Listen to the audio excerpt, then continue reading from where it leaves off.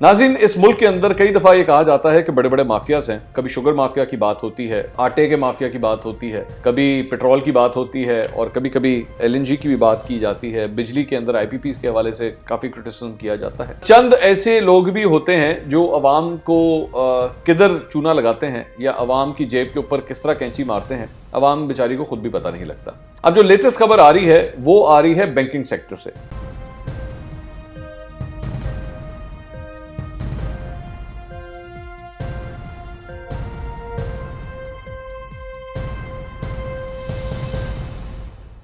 अस्सलाम वालेकुम नाज़रीन, मैं हूं मंसूर अली खान। अपने YouTube चैनल के ऊपर आपको खुशामदीद कहूँगा। सबसे पहले आपसे दरख्वास्त के चैनल को सब्सक्राइब करना मत भूलिएगा और बेल आइकन ज़रूर प्रेस कीजिएगा।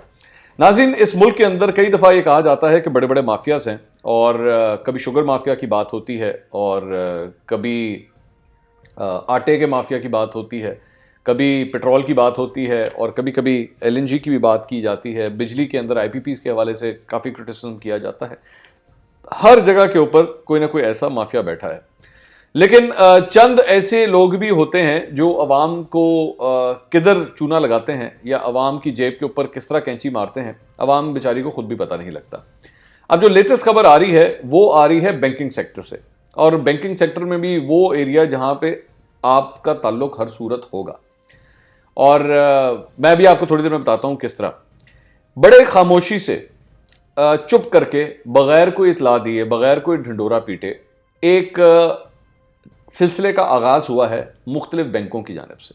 सब बैंकों की जानिब से नहीं, मुख्तलिफ बैंकों की जानिब से। इस पर थोड़ी सी मैंने रिसर्च की है, मुख्तलिफ बैंकों को मैंने फ़ोन किया तो कुछ ने हाँ का जवाब दिया, कुछ ने ना का जवाब दिया। जो लेटेस्ट एक कार्रवाई शुरू हुई है वो ये है कि जब आप ATM जाते हैं और ATM से पैसे निकालते हैं तो बैंकों की जानिब से एक नई फीस लगाई गई है।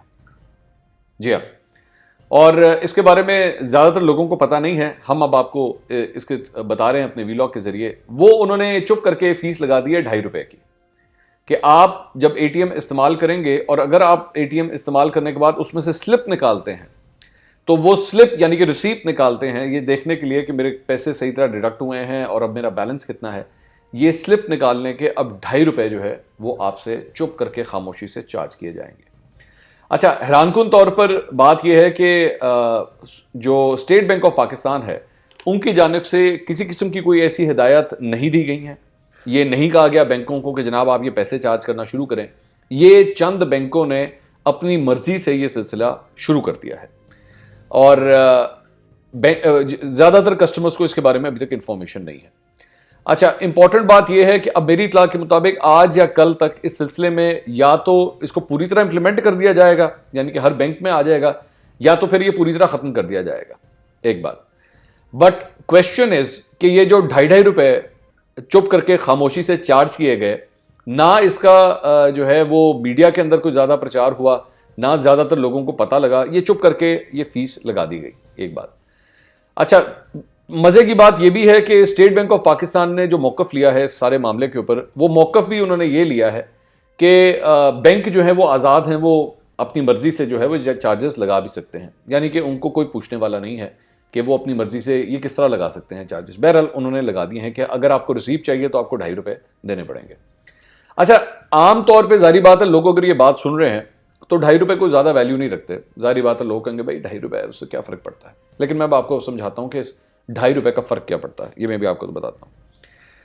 लेटेस्ट फिगर्स के मुताबिक पूरे पाकिस्तान में इस वक्त तकरीबन 15,770 ATMs हैं पूरे पाकिस्तान में, जहां से लोग रोजाना की बुनियाद के ऊपर, और उनकी तादाद जो है वो लाखों में जाती है, हजारों में नहीं लाखों में जाती है लोगों की जो ATM से जाके पैसे निकालते हैं। एक बार अब अगर आप इसको कैलकुलेट करना शुरू करें उन लाखों लोगों को कि जो जाके ये पैसे निकालते हैं वो कितनी रसीदें निकालते होंगे, और फिर आप उसकी जरा मल्टीप्लिकेशन करें, वो लाखों लोग जब अगर जाने अनजाने में वो रसीदें निकाल रहे हैं तो ₹2.5 करते करते ये बात कहां से कहां तक पहुंच जाती है।